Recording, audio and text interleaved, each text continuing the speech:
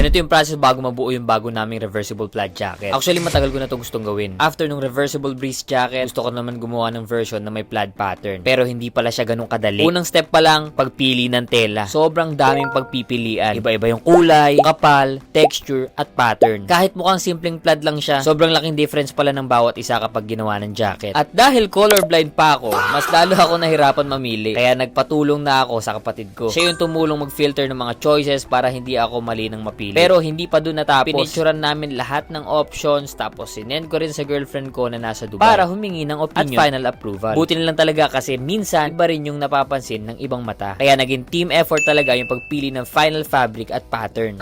Ano, ganda na.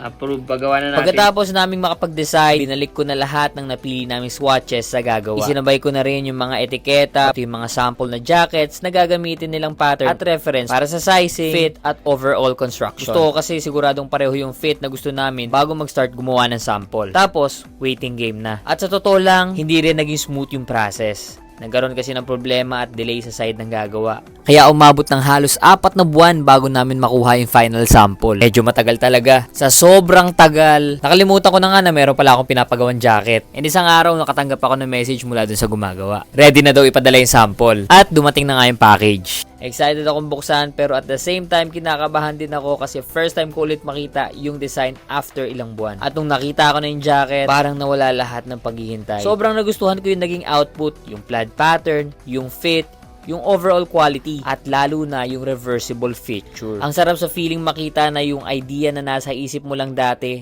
hawak mo na ngayon. Hindi pa ito yung final version. Lalagyan pa namin ng etiketa, buttons, at i-check pa yung final production bago namin ilabas. At dahil hindi kami gagawa ng sobrang daming stocks, magiging limited pieces lang talaga to pag release. Sa ngayon, gusto ko lang munang i-share sa inyo yung journey kung paano siya nabuo. Update ko na lang kayo ulit sa official release date. Sana worth the wait din siya para sa inyo. Alam mo na, syempre don't forget to follow for more. Yun lang. See ya!